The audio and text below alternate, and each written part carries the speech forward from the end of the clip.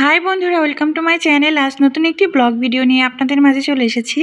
আশা করি ভিডিওটি আপনাদের সবার ভালো লাগবে। আজ আমি আপনাদের মাঝে কিছু স্মৃতি শেয়ার করব। আমার ছেলের অন্নপ্রাশন উপলক্ষে কী কী কেনাকাটা করতে গিয়েছিলাম সেটা এখন আমি আপনাদের দেখাবো। আমার ছেলের অন্নপ্রাশনের বড় করে কোনো অনুষ্ঠান করা হয়নি।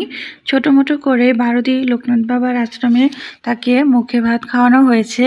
অনুষ্ঠান ছোট হোক বা বড় হোক, যা যা লাগে কেনাকাটা তো করতেই হবে, তাই কেনাকাটার জন্য চলে এসেছি বাজারে। আমাদের এখানেই বাজার, সেখানে এসেছি। এসে তার জন্য ধুতি পাঞ্জাবি পছন্দ করছি। এখানে দুই কালারের ধুতি পাঞ্জাবি বের করেছি, একটি হচ্ছে খয়েরি কালার আর একটা হচ্ছে ঘিয়া ঘিয়া কালার। ওর বাবা ঘিয়া কালারটাই পছন্দ করেছে, কিন্তু সাইজও হচ্ছিল না। 16 সাইজ, সবগুলো 18 সাইজ দরকার।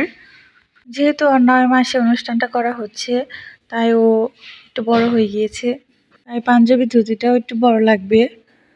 এক দোকান দেখাদেখি করে তারপর পরের দোকানে চলে গিয়েছি। পরের দোকান থেকে আমরা ধুতি পাঞ্জাবি কিনেছি। ধুতি পাঞ্জাবি কেনা শেষ করে আমরা মাথার মুকুট কিনতে গিয়েছিলাম।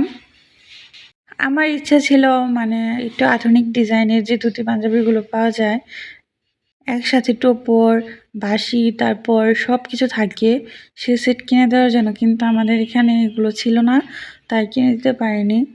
অনেক খোঁজাখুঁজি করেছি।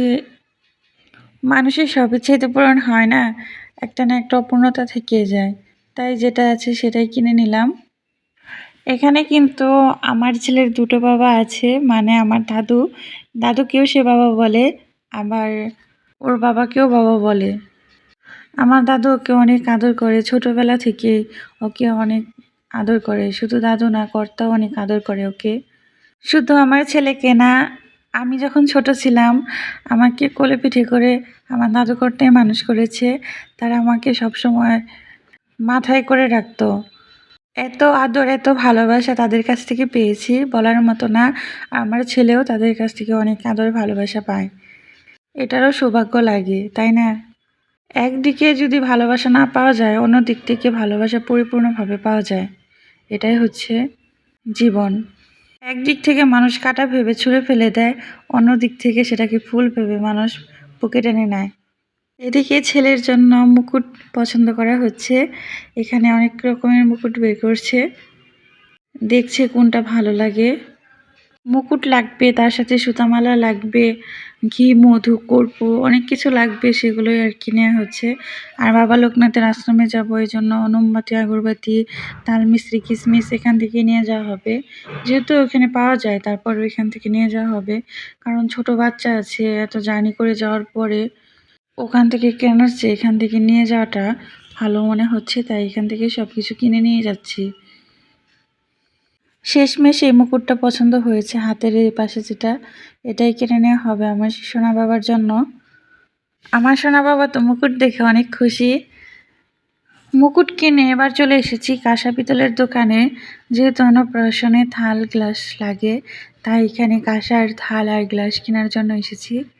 আর আমার মা রূপার চামিচ, রূপার বাটি এগুলো আগেই বানিয়ে রেখেছে, এগুলো দিয়ে ওকে খাওয়ানো হবে। কাঁসা পিতলের দোকান থেকে একটু স্বর্ণকারের দোকানেও যাওয়া হয়েছিল, রূপার কিছু জিনিসপত্র বানাতে দিয়েছিলাম, সেগুলো আনার জন্য। তারপর এগুলো এনে বাড়িতে চলে এসেছি।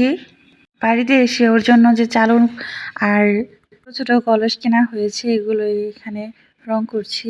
রং করা শেষে তারপর ওকে নিয়ে এসেছি চুল কাটার জন্য। আমাদের এখানে নিয়ম অনুযায়ী অন্নপ্রাশনের আগে চুল কাটতে হয়, তাই ওকে নিয়ে চুল কাটতে এসেছি। আমার দুষ্ট সোনাটা কোনোভাবেই চুল কাটতে দিচ্ছে না, তারপরে ওকে জোর করে সবাই বুঝিয়ে সুঝিয়ে চুল কাটছে।